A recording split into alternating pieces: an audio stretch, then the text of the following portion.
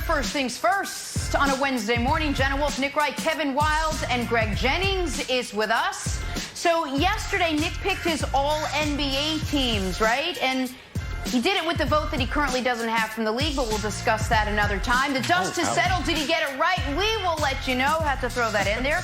What would no NFL preseason look like for Cam Newton or Tua or even, say, Tom Brady? We'll discuss. And do the Lakers have enough talent around LeBron James to win a title this season down in Orlando?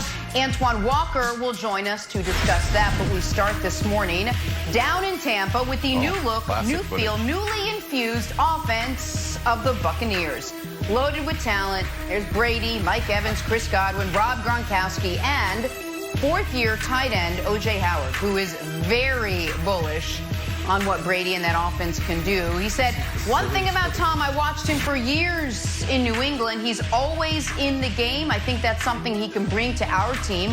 No matter what the score is or how it starts in the first half, I think you always have a chance to win when it comes down to the final minutes of the game. He'll keep it close, so only time will tell how good we are. But I think when you put us on paper, we're one of the best in the league, if not the best. Strong words there from O.J. Howard. Our friends over at Fox Bet have the Buccaneers, guys. Their win total over-under at 9.5 games this season.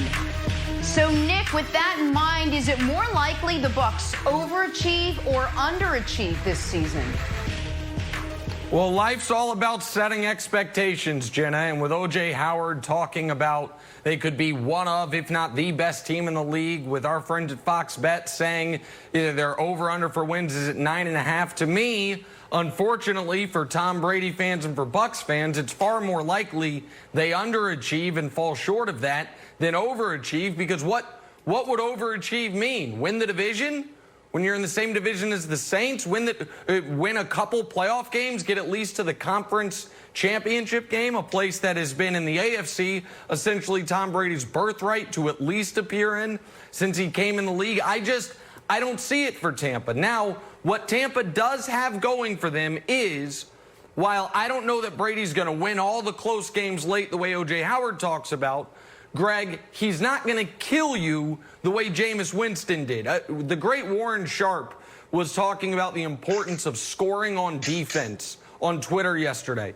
And he put out a video of 25 defensive scores from last season. And I watched it. It was unrelated to this, obviously. But what I saw in that video was Jameis Winston all over the place. Just 7 different games. All of a sudden, people are taking Jameis Winston passes and scoring for their team.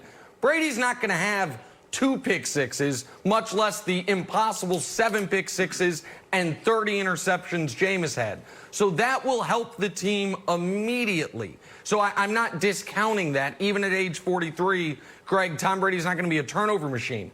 But I think the expectations for the Bucs have been ratcheted up high enough that overachieving would mean, at a minimum, a conference title appearance. And in the stacked NFC, I just don't see that as a realistic possibility for them, Greg. I disagree. I don't see how they underachieve. I definitely see them overachieving. And when you look at history of teams who have rosters that are set up and they insert a quarterback, they have success, whether it's topping their record the previous year by 1 or 2 years. You look at the Minnesota Vikings when Brett Favre did it. They were 10-6 the year before he came, and then they end up going 12-4 and losing in the conference championship game his first season under center with the Vikings. And then you look at Peyton Manning and the Denver Broncos. They were 8-8. They lost in the division the division round in the playoffs, and then 13-3, tied for the best overall record in all of football, and they lose in the division round again. Did they overachieve? Yeah. Did they meet their standards? No. But I look at the Tampa Bay Buccaneers, 7-9 team. They finished second or third in their division. It's not about winning their division, winning even the conference. it's being better than last year. And I think that they will definitely be better than last year. Now, in-house, they feel like they can win this whole thing. And I think there's a lot of us that see them on paper that understand what a quarterback who, what you just mentioned, who will not turn the ball over, does for your team overall, but specifically defensively, he will make them a better team defensively, which is where they were stinking last year. Offensively, even though Jameis Winston turned the ball over a lot, they were top 5 in offense. So they were able to put the ball in the end zone and keep the ball moving the chains. I like this team. I think they overachieve. Well, first of all, Greg, fantastic shirt. That's sort of distracted from your entire point. The shirt is so good. But also, look, on paper, O.J. Howard is right. They've got a great wide receiving duo, and they got a great tight end duo. And the question is, will the duo of quarterbacks that they used to have and they currently have actually fit the bill? So, look, most reception yards by duo, Godwin and Evans, 240-90, Michael Thomas, Jared Cook, and Amari Cooper and Gallup. Look, Bucs are the best. And then we look at the tight ends. Oh, O.J. Howard, best yards, and then old Gronkowski, even though he took a year off. Now, here's the question, Nick. I don't know if this is going to work with old Tom Brady. Do we assume that Tom Brady is going to round all the edges of the Bucs offense? Jameis got sacked a lot more. Brady, meanwhile, was throwing the ball away. Scrambles, Jameis out there trying to make stuff happen. Brady is not going to do it. Again, he's going to throw it away. And interceptions, Winston at 30 and Brady at 8. So, Nick, the question is, I know I'm going to say national media likes to lay all of this blame on Jameis Winston. Jameis Winston couldn't even see. So, but I believe some of this, the problem here is Bruce Arians' offense. And I don't know if Tom Brady is going to sit in the pocket and be willing to take those hits, and if this offense is going to work at all. Well, I think that you're going to have I've never believed that a coach or an offensive system should just be the system irrespective of who the quarterback is. And so we talk about this a lot with New England and their transition. What system they were running for Tom, they should run a different one for whether it's Cam or whether it's Stidham, because they're not Tom Brady. And a similar scenario should happen when you are starting the oldest quarterback going into a season since Vinny Testaverde that we've seen in the NFL. Like, you can't ask Tom Brady to take 5- and 7-step drops and to take a bunch of punishment. But I'm going to throw something back to you, Wildes. I'm going to describe a player, and you tell me if you can think of who this player is. The 2017 season ended in a heartbreaking playoff loss where the quarterback threw for a bunch of yards, but the team lost anyway. 2018, the quarterback started the year off playing great, then showed a marked decline as the year went on, certainly at the end of the year. And in 2019, that quarterback was seemingly unrecognizable to any previous year of his career. Who did I just describe? I don't know. Well, the problem is I could have described Tom Brady, or I could have been describing Cam Newton. Yeah, that's what I thought you were trying to make me say. Oh, okay. And, well, it's Tom Brady or Cam. And it's a bit of a Rorschach test for how you view sports. Because both guys, 2017, Cam loses in the playoffs, throws for 350, 2 touchdowns in New Orleans. They lose anyway. Brady throws for 500 in the Super Bowl. They lose, not their fault. 2018, Cam starts great, falls off at the end of the year. 2018, Brady starts great, does not play well at the end of the year. They do win the Super Bowl, but they scored, their defense allowed 3 points in that Super Bowl. Brady threw 2, tried to throw 3 picks in the AFC Championship game. 2019, Brady looked nothing like he'd ever looked before. I am more bullish on Cam because, to me, it's very recognizable why Cam was bad. He got hurt. Other people are more bullish on Brady because they blame the weapons. I think with Brady, it's recognizable why he was different. He's 43 years old. He's on an obvious, clear decline that is not going to fix due to age, Jenna. And so it is there. If you believe that Tom Brady is just going to continue to be ageless, then you should say the Bucs are going to overachieve. But if you believe he has shown the signs of age and decline and that there's not going to be a shot in the arm by changing situations, then I don't know how you can think they're going to do anything other than underachieve, Jenna. Well, that's the question. You wonder if the only way that this Tampa Bay offense is going to get off the ground and overachieve is if they change the whole thing and make it revolve around what Tom Brady can do, and then you wonder what he can do. And by the way, if you look league-wide, Fox Bet has just 4 teams with a higher win total than the Bucs right now. So pretty bullish on them. Coming up, hey, why isn't LeBron the projected MVP ATN? That's according to Nick. First things first. The what? Have you ever had muscle pain? I'm talking stop you in your tracks, will never work out again. What am I going to do kind of pain? This is the kind of pain Dr. Jason Wersland was in when he created Theragun, the deep muscle massager that's unlike anything you've ever felt. Theragun isn't a cheap massager that just tickles your muscles. Their handheld percussive device uses a scientifically calibrated combination of speed, depth, and power to release the deepest muscle tension. Whether you want to treat your muscle tension from working out, an injury, or just everyday life, you can use Theragun. Theragun is the preferred muscle recovery device for over 250 professional sports teams and used by hundreds of thousands of satisfied customers around the world to reduce pain, increase range of motion, and soothe aching muscles. Try Theragun risk-free for 30 days or your money back by going to Theragun.com/cadence. For a limited time, our listeners get a free charging stand with a purchase, a $79 value. That's Theragun.com/cadence, Theragun.com/cadence. All right, Antoine, let's talk some NBA awards now. So yesterday we learned that award voting will be conducted from now until July 28th and will be announced during the playoffs down there in Orlando. Yesterday, Nick unveiled his picks for NBA awards. All right, Nick, let's do this. Take us through the list, your all NBA teams, and then we'll discuss. Yeah, so first team to me is, I think, very straightforward, Antoine. The only question is, are you going to call Anthony Davis a forward or a center? I'd put him at center.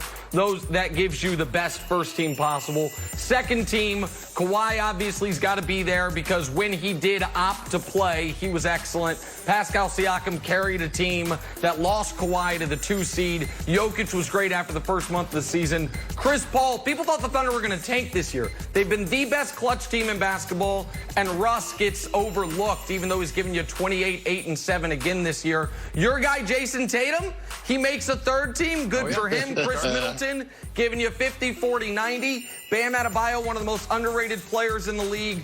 Dame averaging right around 30. And Ben Simmons, who's probably going to finish third in Defensive Player of the Year. That rounds out my first, second, third team with respect to Jimmy Butler and Kyle Lowry, who got just left out. Antoine, obviously this is the perfect 15-man lineup, but I assume you might have some minor critiques. When I saw this, I was a little disturbed, but obviously by you keeping Kawhi Leonard off the first team. Yeah, you kept Kawhi Leonard off the first team. Luka should not be on the first team. He should be on the second team. Kawhi should definitely be on the first team. You can't make an all-NBA team without Kawhi. Don't get into the load management. He is one of the top 3, 4 best players in this league. He should definitely be on there. Chris Paul is too high on the second team. Chris Paul should never be over Damian Lillard on the all-NBA team. Damian Lillard's having an unbelievable season. He should be on the second team. And on the third team, you missed out on one player you should have plugged in there. Chris Paul should not have made any all-NBA teams. Bradley Beal is missing. No, Bradley Beal is missing off your third team. Averaging 30 points a game, 6 assists, 4 rebounds. They're in the playoff hunt. He's having an unbelievable season. He should be on your third team. But you almost hit a home run. You just missed a few. Listen, Antoine, so many things. First of all, you're putting Bradley Beal ahead of Chris Paul. Bradley Beal's team has 24 wins. Why can't Trae Young get involved then? Trae Young's averaging 34 and 9. I mean, who cares they only have 20 wins? What does it matter? Like, if wins don't matter. Chris Paul has carried the Thunder to a top 5 record in the West. Like, they're a game out of what would have been having home court advantage. That's why he's ahead of Dame. Dame doesn't have enough help. Go ahead. I'm going to make this argument. Chris Paul is a part of a 3-guard offense that is played unbelievable. That's why it's not just Chris Paul. He's a part of a 3-guard offense and they dominate late in games. They know how to handle. They're great in the pick and roll. They do a terrific job of getting great shots late in games. That's where the difference is. If it was just Chris Paul turning that organization around, he's been a big part. Don't get me wrong. His leadership has been incredible. But the other two guards, Shea Alexander and then Schroeder, have been terrific as well. That's been a great three-guard offense. We haven't seen that in a while, where you see three-point guards able to play together. And they've done it terrific this year to be in the 5th seed in the Western Conference. Okay, couple things. One is, why are they great late in games? Why does that three-guard lineup, Dennis Schroeder, who's never been a huge piece of winning since his Atlanta days when he was in a reserve role, and Shai Gilgeous-Alexander, who's in his 2nd year? Because Chris Paul's putting him in the right spots. Because Chris Paul, the ultimate floor general, is controlling everything late in these games. That don't make you all NBA second team because you can control the game in the 4th quarter. That doesn't put him in that category. When you're talking top 15 players in the league this year, Chris Paul is not one of the top 15 players this year. He's been great. Okay, well then you're really take that away from him. You're really going to hate my MVP He's one of the top 24. He's one of the top 24. He made the All-Star team, top right? 24. Real quick, though. Okay. I just want to say one thing about Kawhi, because you said can't have a first-team All-NBA without Kawhi. Well, then we got to rewrite NBA history because he's been in the league damn near a decade. He's made it twice. 2 times he's been first-team. Oh, Kawhi Leonard always makes first-team All-NBA. Didn't make it last year. Didn't play the year before. And if you're going to put Kawhi on there, it's a forward spot. So I guess you're saying LeBron moves to guard, Luka moves down. Luka, by every measure, has been better than Kawhi. And even though Luka suffered an injury this year, he's played more games than Kawhi. But the Kawhi stuff, it's enough. But Jenna, go ahead. I know we have to talk about other things, but it's enough. I want to bring Wilds in, and let's stick with CP3 since that seems to be the topic du jour this segment. You had some issue with where Nick had him ranked in the MVP voting, in the MVP ranking, right, Wilds? Well, no, I mean, I liked where he had him, and it also might be because I just like Chris Paul as a guy. He had him 3rd, but then like Antoine said, he's on the 2nd team. So I thought he should have been on the 1st team. Antoine wants him out in the parking lot somewhere on the 10th team. So, Nick, can you go through the rationale, which I think makes sense, on why you have Chris Paul 3, but he's on the 2nd team? Yeah, so I've got Chris Paul ahead of Luka and Harden in the MVP voting, but behind Luka and Harden on All-NBA. And it's because All-NBA is supposed to celebrate who has had the most outstanding season. MVP, it's outstanding plus contribution to winning. And we've got a historical precedent for this. Let's go back 60 years. This is maybe my favorite NBA season of all time. This is how MVP voting went. Elgin Baylor gave you 38 and 19, 4th place. Oscar Robertson, triple-double, 3rd place. Wilt Chamberlain, 50, 25, and played 48 and a half minutes a game, 2nd place. Bill Russell, a pedestrian 19 points a game, wins the MVP vote. You know why? Because he contributed the most to winning. More contemporary, let's go to 06. Now, I think the voters got this one wrong. I think LeBron should have won the MVP. But look at the numbers of the guy who did win MVP, and then look at LeBron and Kobe. It's because they said Steve Nash contributed the most to winning. A couple years later, go to 08. When Kobe won an MVP, another one that, if we're being honest, LeBron should have won. LeBron hasn't beat in everything, but Kobe won it because his team won 57 games and was far better than the Cavs team that was coming off the finals appearance and actually had a bit of a down year. So to me, there's a historical precedent for MVP voting does not necessarily mean most outstanding statistical campaign. It is who are the people that have contributed the most to winning. And to me, Wilds, I believe Chris Paul, nobody in the league contributed more to winning for his team other than Giannis and LeBron. I know evidently Antoine thinks he should be, maybe playing in the basketball tournament right now alongside Joe Johnson. But I think he's a very valid 3rd place MVP finisher this season, Kevin. So, Antoine, I'm going to kick 2 questions to you. One, overall, how much do you view team wins? How much should they factor into these awards? And 2, do you think that MVP voting or All-NBA voting should be pushed back and include the playoffs? No, I like the way you do it. It's a regular season. It's a regular season award. I think that I'm fine with that. Would have been a regular season award. Just to touch on this, Chris Paul should not be third in MVP voting. He should never be over James Harden in MVP voting. Don't get me wrong. I love Chris Paul. That's my boy. I love him to death. Yeah. Okay, that's a Nick move. He's had a terrific season. But when we start talking about these awards, we're talking about the elite guys in the league that are carrying the torches, MVP. They've had a great year. I'm going to say this again. That's a three-headed monster that's going on in OKC. That's not a Chris Paul just dominating and really controlling things. SGA? They're two of the heads? I guarantee if you ask Chris Paul, he would talk about the development of those two guys have been unbelievable. Yeah. And they share. Because he's a great leader. MVP. And you know what great leaders get MVP votes. I got to stop you because we could have this conversation all day. We got to get back to some NFL. What does the latest news mean or could mean for Cam's chances of starting week 1? It's next on First Things First. If Bradley Beal should be there, where's Karl Anthony Towns? Welcome back. So last night, the NFL Network reported that the Players Association has started telling players that there will be no preseason games this year, as you'd imagine. A lot of teams, a lot of players affected by this. So, Wilds, let's start with the Chiefs. How would no preseason impact Kansas City, who are set to return, 20 of 22 starters from their Super Bowl win? Yeah, well, I know it's still early in the morning, but I haven't heard any dynasty talk today, Jenna.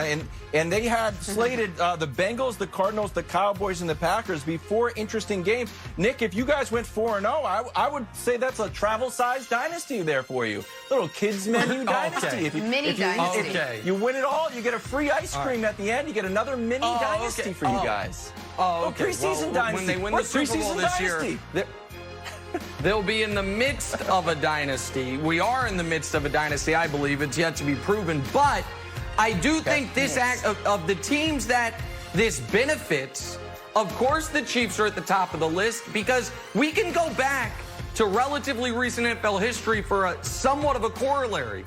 2011 offseason. There isn't really one because of the lockout. So what happened?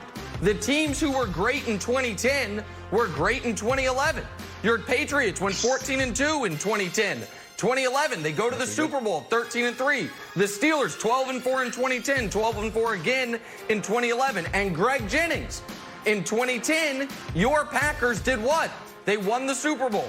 And in 2011, what was your guys' record, Greg Jennings? 15-1.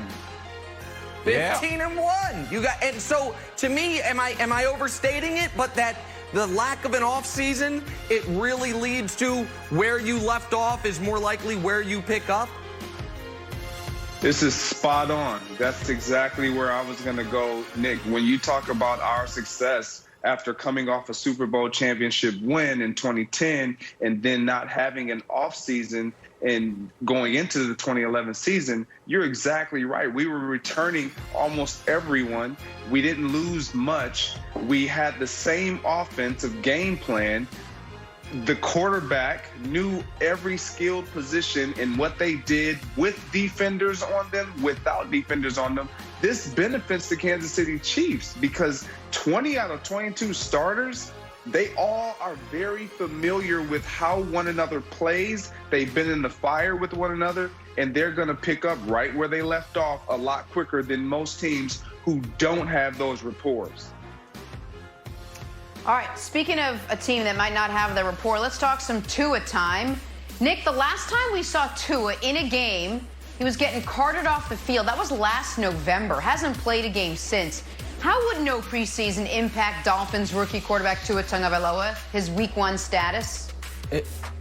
Yeah, unfortunately, no matter what week it is for Tua, I don't know that there's a player in the league that is potentially more negatively impacted by no preseason. Greg, if I'm Miami, I've got to consider allowing some full contact in practice on my quarterback before Tua plays in a game. It can't be the last time he got hit, his hip got broken and he was carted off the field, and the next time he gets hit is in his first NFL game. To me, for Tua, this is brutal, and I feel like Brian Flores has to maybe do something you don't normally do, which is let guys in training camp hit his quarterback just so he can get it out of his system, so to speak, Greg. I hear where you're coming from, but absolutely not. Don't touch Tua. The more time he has, the better. To actually not have the opportunity in the preseason earlier to get hit, to risk seeing him be carted off again, not saying that it's going to happen, but the more time he has to heal, the more time he has to be away from actual physical contact, the better. And I know it'll be jumping right into a regular season, but it's still more time for his body to heal, his body to get more time to recover and build his own strength back up in that hip. I love this for Tua. It's not ideal, but I love it because of the type of injury he endured. Here's a true story, Jenna. My first car, Dodge Aries, nice little car, was an automatic. Never really learned how to drive stick. My dad had a dump truck, and I drove it once. I drove it for like a summer trying to rake leaves, and you throw the leaves in the dump truck. Anyways, went on a work trip to Germany to go to the Adidas factory and go to the rental car place, and I said, I'll take an automatic. And they said, we don't have automatic. You're in Germany, buddy. You got to learn to drive stick. I said, oh, geez, I haven't done this in a while. I'm like, we're going to the Adidas factory for work. I said, well, how do I get there? He said, the Autobahn. You got to take the Autobahn. I said, I don't know how to do this. This is too much for me. That's what Tua's facing, because week one, you got to go up against Bill Belichick, who's 12-0 at home against rookie quarterbacks. So the idea that you're going to start this guy in the Autobahn of Foxborough is not going to work. He should sit, and they should play Ryan Fitzpatrick. You're so scared I really of Tua. thought that story Wild's so scared of Tua. I'm not scared of him. with Wilds in a dump truck on the Autobahn. I can only drive dump trucks. I didn't take a How dump about the truck. Patriots plan? Cam Newton, our first look at him, and what we all know to be a complicated Patriots offense would be in a regular season game. Nick, would no preseason make it more or less likely Cam is the Patriots' week one starter? Makes it more likely, because Stidham needs the reps. If Cam's healthy, you know he's an NFL starter. Stidham needs as many live action reps as possible, and he's not going to get them. And this idea that, well, Stidham's been studying the playbook for a year longer than Cam, it's going to be a new playbook. They're not going to ask Cam or Stidham to run what they asked Tom Brady to run. That totally discounts Tom Brady's brain, which is his version of a 4-2 40. It's what allowed the Patriots to get into everything perfectly pre-snap. So, no, to me, guys with experience, this benefits. Young players, this hurts them immeasurably.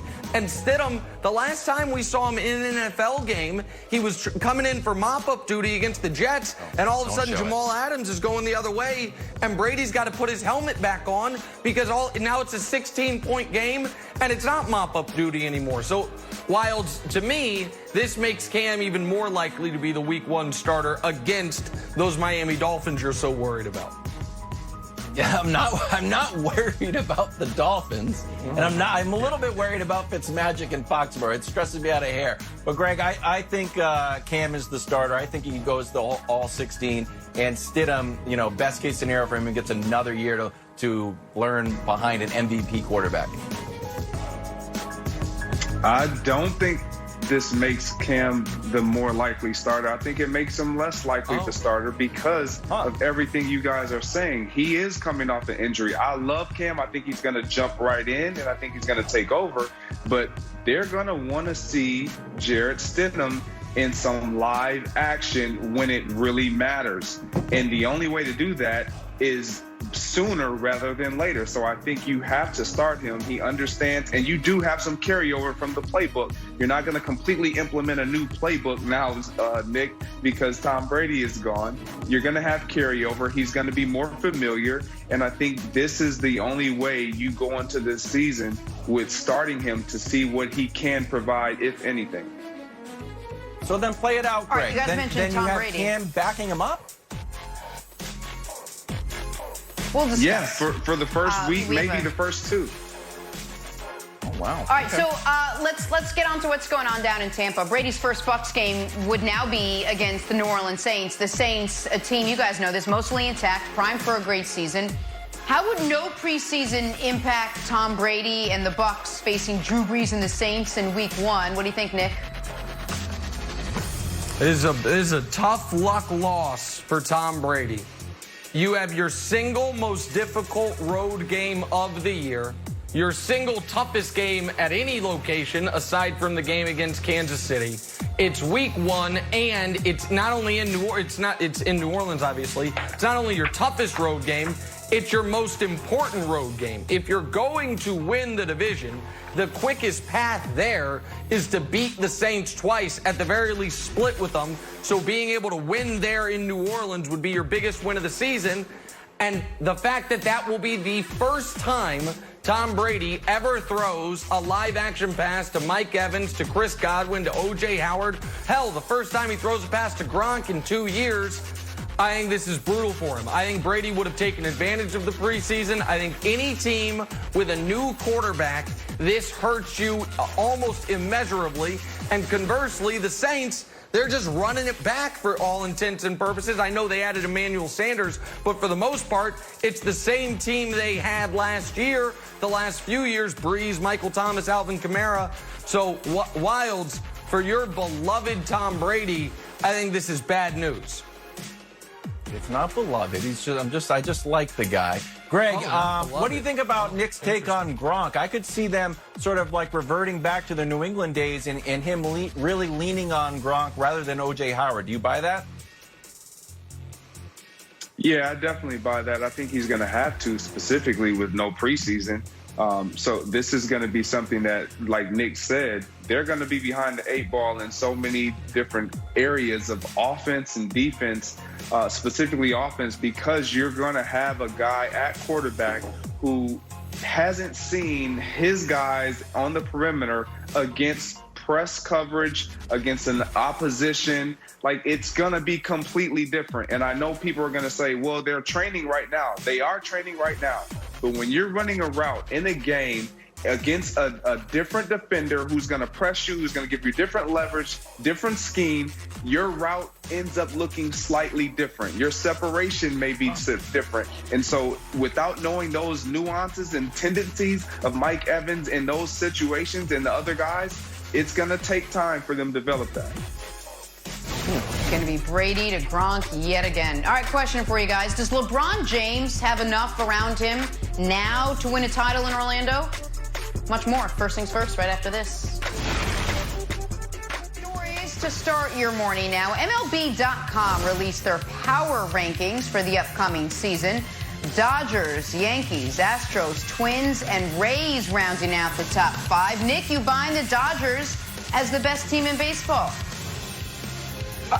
They're my pick to win the World Series, Wilds. I do think they're the best team in baseball, but to me, that top 3 is head and shoulders better than everybody else. There's not a big gap between Dodgers, Yankees, and Astros. There is a massive gap from the Astros on down to the Twins and the Rays. I don't know where people slot my Royals, but those are clearly the 3 best teams in baseball, Wilds. Well, look, if the Yankees can stay healthy, they won 100 games last year, and look at the time people were on the injured list. Stan had 164 days, Judge was 62 days, Sanchez was 32 days. So if they can stay healthy, I think they leapfrog the Dodgers. I'll be rooting for Mookie Betts to have one good year with the Dodgers and come back to the Red Sox, but I'm still picking the Yankees, Jenna. All right, this next one, Wilds, is for you. Cam Newton still grinding just a little while ago, posting this to the gram. 2 Hall of Famers. A jacked up Cam Newton to a jacked up Julian Edelman. Cam to Jules great. has a nice ring to it, Wilds, no? Oh, you know what? 2 future Hall of Famers, Jenna. Nick, thank you for pointing this out in the break because I actually don't get this on my phone. It goes directly to the digital picture frame I have in my son's room and all of my rooms, including my living room and just on the big screen. So I appreciate you pointing this out. I know this is tough for you because you love Cam and you also begrudgingly love Julian Edelman. So what was your take on this, Nick? Well, my take on this Tom Brady thirst trap was... Antoine, listen, you were a guy that never got on the wrong side of any testing program, but if I'm Julian Edelman and I've got a PED suspension in my past, I might throw a shirt on.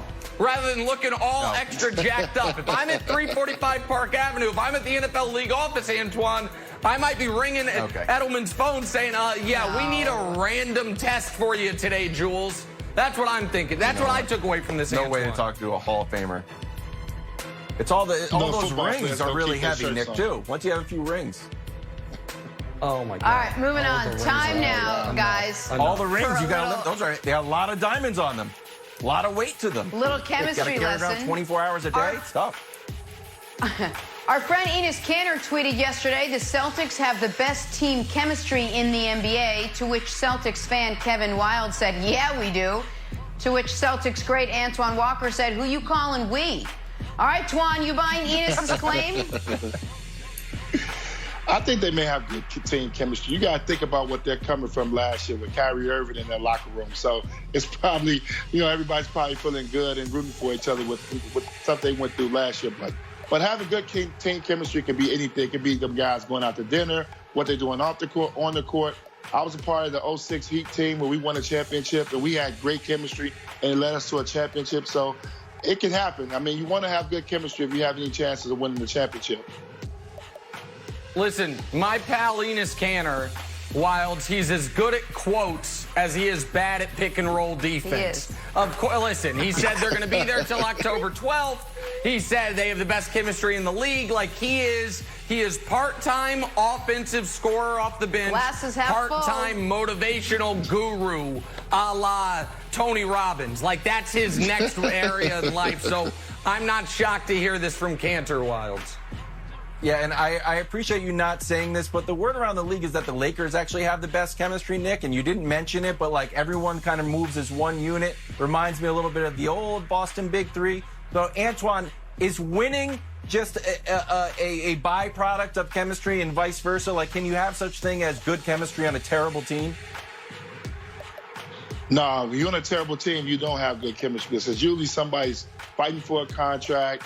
Everybody's out for themselves. So I kind of like what Boston's doing right now. They got good chemistry right now. I just tell you, they just came from a disaster year with Kyrie Irving, so they feeling good right now. Oh, everyone just killing Kyrie. Well, maybe it's not even great. Maybe just killing Kyrie. Up to average. Finally not.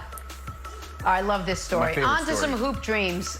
The Greek freak admitted he'd be lying when he said back in April he didn't have access to a basketball hoop during quarantine. Oh, okay, and I didn't have access to a dumbbell. Turns out Giannis did, in fact, have a hoop and is, in fact, still good at the basketball. Nick, you like Giannis's little mind games here? I love this guy so much. It occurred to me, my three favorite players in the league, none of them are American-born. Giannis, Nigeria via Greece, Luka, my adult Slovenian son, and LeBron, who's from another planet. Giannis's ability to, because I believed him. You guys didn't see that coming. I believed Giannis when he said, what, Wilds? That was good. I believed Giannis, and I thought maybe he lives in some high-rise, like, penthouse, and he didn't have a hoop. And now he says, no, I had a hoop. I was just hoping people would take their foot off the gas thinking I'm going to be rusty. Like Giannis, he's come a long way from the rookie fresh from overseas who said he had never tasted a smoothie and it changed his life. Now he's playing mental games with the league. I love it. This is what a two-time MVP should do, Wild. So get this. The intrigue continues. The subterfuge. We can put up the Chris Middleton quote from a few weeks ago, too. Chris Middleton. It's really no basketball for me. Basically, like Giannis said, it's the treadmill, the jump rope, some weights, and that's it. I have a couple of basketballs. Yeah, sure, who doesn't? I can just dribble in my house or outside, but no actual goal to go shoot on. This seems like a strategic move by the Bucs, Antoine. If you read these quotes and you said, wow, it looks like the Bucs aren't even playing basketball, do you think you would be like, I guess I can take a break too? No. With these two guys, first with Chris Middleton, you a 50, 40, 90 guy. You shooting the basketball. It's the reason why you 50, 40, 90, because you're getting a lot of reps up. And then with Giannis, obviously, you got to think about it. Giannis needs to always keep a ball in his hand because he needs to continue to improve his jump shot so he can become better. That's one thing that's lacking in his game is being able to be a consistent outside shooter. So they probably were just having a little fun with that. But both of these guys need hoops to be good. Well, we thoroughly enjoyed it, so thanks, guys. On to a bench boost for the Lakers. Veteran forward Markieff Morris was reportedly on his way to Orlando yesterday to join the team in the bubble. Nick, Markieff Morris? Also, Nick, should Lakers fans be seriously worried about the depth behind LeBron and AD? All right, so these are, to me, Antoine, two very different questions. The Lakers have an issue, and it's backcourt depth. I was going over it today. I'm like, all right, forget, like, Markieff Morris, he's played 15 minutes once for the Lakers. Like, the Lakers didn't make massive deadline moves or any massive buyouts like the crosstown team, the Clippers, because unlike the Clippers, they knew they had a championship roster already. They didn't need all this extra depth because their stars take days off and they don't know their rotation, they don't know the chemistry. That's a Clipper problem, not a Laker problem. But when you look at their depth, it's like, all right, in the front court, you have LeBron and Anthony Davis, then you have Dwight and JaVale, and Markieff Morris if you need him. On the wings, you got Danny Green, KCP, and Kyle Kuzma. That's pretty good. And then the backcourt, I was like, oh my God. It's Alex Caruso. Dear God, is that Quinn Cook's music? And then Rajon Rondo if he comes back from his hand injury. And so if the Lakers, Antoine, do have a depth issue, the depth issue is in the backcourt, which is going to force LeBron to continue to play point guard probably throughout the entire playoff run. But if Markieff Morris listen, I understand if Marcus Morris didn't show up for the Clippers, we'd be writing columns how this can't be held against Kawhi. What are you supposed to do without one of the Morris brothers? If Markieff didn't show up for the Lakers, I don't think it impacts it that much. But, Antoine, it's the backcourt depth that concerns me. I would agree with that because now you're forcing LeBron, who's probably going to be at 38, 40 minutes with a healthy Rondo, Avery Bradley. Now you've definitely forcing him over the 40-minute mark just because he needs to be able to make plays for other guys on the floor. That's why the pickup of Dion Waiters was huge because he can create his own shot. Frank Vogel's going to have to be very creative with how he plays LeBron and AD. Maybe, taking AD out early so he can be with that second unit. Because you got to find some rest for LeBron.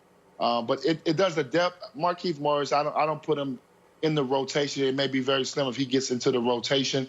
But now it puts a lot more pressure on LeBron with Rondo and obviously Avery Bradley out just to make plays. We know you got so many guys on the Lakers that are standstill shooters. Danny Green, J.R. Smith. Kentavious Pope, those guys are not guys that dex it and and make their own play. So LeBron has to make plays for them. So that's where the problem could lie at. But the depth is fine. I think they're deep enough, and they got an X factor. Kyle Kuzma can be a big time star in this league, and if he plays at the level that he was starting to play at before the pandemic, then sky's the limit how good the Lakers could be. But the pressure is really just more on LeBron more than anybody else because now he has to go over the 40-minute mark just to make plays for other people. I can't believe you said X factor and didn't mention Dion Waiters.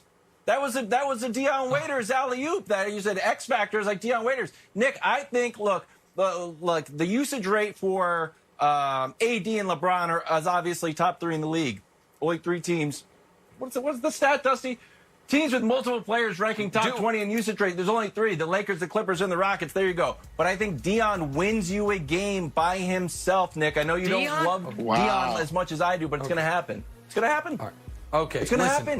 With no disrespect to my friend JR and to Dion, the reason I didn't mention them is they haven't actually played a single minute for the Lakers yet. And the Lakers are not going to be relying on Dion Waiters to win them a game, Jenna. I'm not going to live in that game. It's one game. Nick, the Dion game. Mark it down. These guys just want to stress you out. We got to go. Antoine, thanks so much. Stay safe. See you tomorrow, everybody.